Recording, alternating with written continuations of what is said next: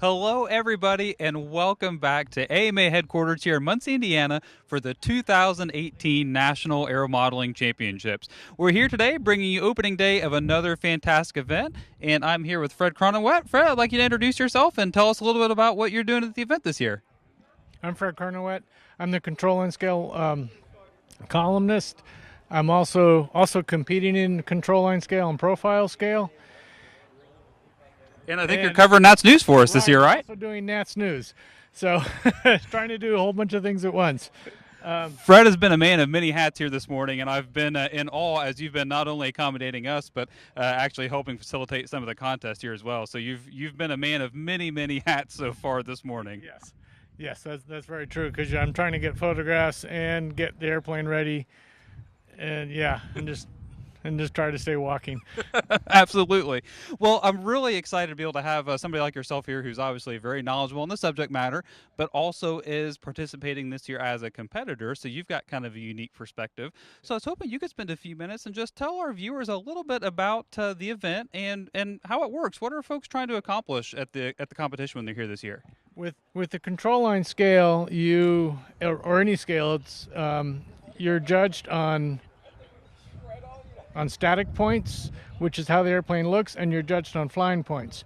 Today we're doing the static points, and so when you bring a model to this event, you have to bring a 3-view and photographs of the full-size airplane, that you copied.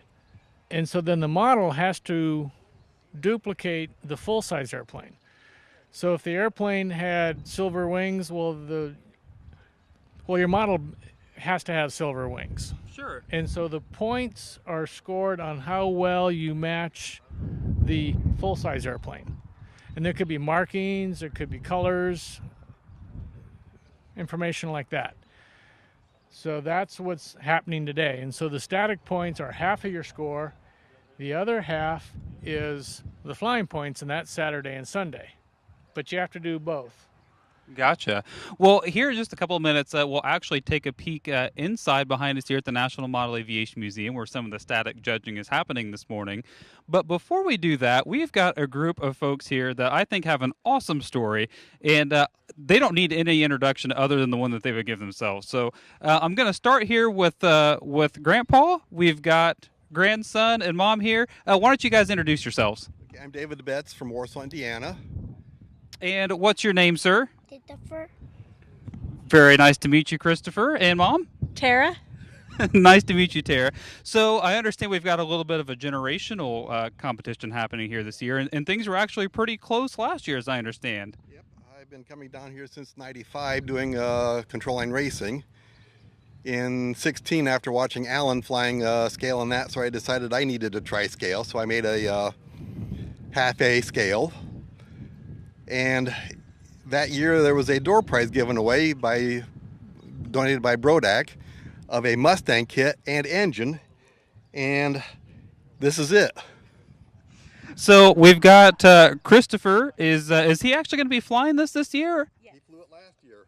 All right, so Chris is going to be flying. Chris, can you tell us anything about the airplane? What kind of airplane is this? A Mustang B2012. P-51 Mustang. P51. Very, very nice. So I understand things were close between the two of you last year. Last year I came in 4th, he came in 5th overall. So the pressure's on this year. Do you think he's going to overtake you? We'll find out. All right. And so, Tara, how does Mom feel about all the competition that happens here every summer? I love it. This is our yearly vacation. We come down, and this is how we spend our family time. Very, very cool. A family away from family. Everybody here is basically a big family. You know, and I hear that at all of the different competitions that happen here throughout the summer, not only here, but just at all of the clubs and events across the country, that, you know, the whole modeling community really is a family kind of within a family amongst themselves, with pilots that will help each other really in the heat of competition to make sure everybody's got a fair shot and, most importantly, has a good time, right? Absolutely. Well, guys, best of luck this year at the Nats. Good luck to you, Christopher. You know what? You've got your hands full, so I'm actually inviting you to do something bad there and give me a handshake. There we go. And check out check out these T-shirts. That is the spirit of the Nats right there. It's all about the family, and the airplanes in the competition is really second in line. So, Fred, I understand we've got a competitor here who's got some pretty unique aircraft and flies something that probably not a lot of other folks have seen before. Right. Most people have they'll do an airplane with one motor, and Ed Mason, he builds airplanes with 4 motors, and he has 3 airplanes here with 4 motors this year, and that's all he brings is 4-motor airplanes. So I understand that Ed is floating around here someplace this morning, and I believe is going to talk with us just a little bit about some of the aircraft that he brought. Yeah, I'm trying to spot him here. Well, I'll tell you what, let's go see if we can find him inside the judging area, and that'll give all of our viewers an awesome opportunity to see some of the beautiful aircraft that are here this year. So I'm always amazed at the variety of aircraft that you see at a contest like this. Oh, in fact, right here is, right here is Mr. Mason. Mr. Mason, I understand that you have brought some unique aircraft this year. Fred was just telling us a little bit about some of your quads that are maybe a little bit different than some of the quads some of our viewers might think about. Well, I don't know. They're just regular. They're scaled after the real airplane, so that's what it's supposed to be. Well, would you be kind enough to show off a little bit of your craftsmanship for some of our viewers? Sure. Be glad Absolutely. Well, Fred, I'll let you lead the way to some of the beautiful airplanes that you brought this year. C-124? Yes. Yeah. So we've got your C-124. Now, I got to say, that is a gorgeous model. Tell us a little bit about this airplane. Well, it was the largest airplane in the world back in the mid-'50s, and it would hold 2 semi-tractor trailers end on end at one time and 110 paratroopers. That's all at one time. So it was the biggest airplane in the world. It loaded from the bottom, and it also loaded from the front. Then in the back, they had a tripod set up, so when they loaded the back first, the airplane wouldn't go down. That's how big it was. And quite frankly, the Wright brothers could have flown their first flight inside that airplane.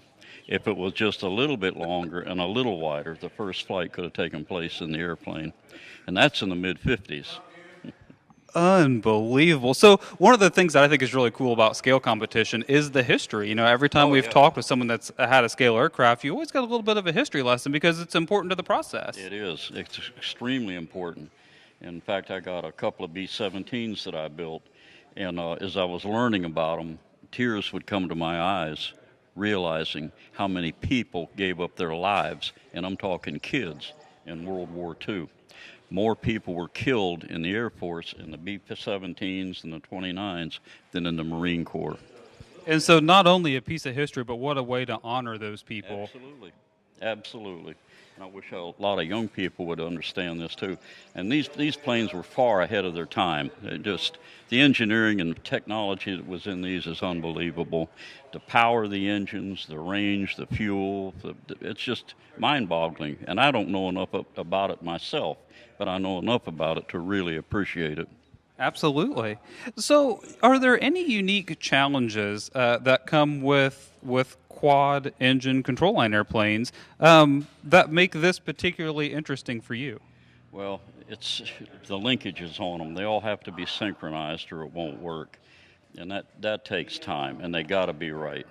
But that and a lot of patience, because this airplane here took me a little over a year to build. And that's not, well, I think I'll work on it this weekend. That's daily. That's daily because I'm retired. Sure. So there's a lot that goes into it that people might not be aware of, and especially people who have never built planes. But there's about 3,000 parts in that thing right there. And then this is a Japanese kit, and there's no instructions. You build it on your own. So do you have any particular features of this aircraft that are kind of your favorite? When you look at it, you tend to think, boy, I'm really, really happy with the way that particular piece turned out. Well, the fuselage. Mm-hmm. And it's a hard airplane to fly. The real one, they called it, nickname was Shaky. Well, Shaky, okay. It'd vibrate, and the wings are too narrow. It really shouldn't have flown that well, and it didn't. And a lot of people got killed in them. Yeah. And another nickname for it was the Flying Coffin. So it was quite an experience to fly it, and I met one fellow that was a pilot in one of them. He said he really liked it. But to do a little detail work on it, like I got windshield wipers up front, I got about 7,000 rivets on it, and those type of things. It takes a lot of time, and it'll speed up the drinking process. I can imagine that it might. Well, thanks so much for taking some time to talk with us this morning and really giving our viewers an opportunity to see this, because this is the kind of thing that you're really only going to see someplace like at the Nats here in Muncie. Yes, I agree. There's very few contests that I can fly this at, and it's a long trip for me to come up here, but it's well worth it. So do you mind if I ask where you're from? Melbourne, Florida. Okay, well, thank you so much for taking the trip.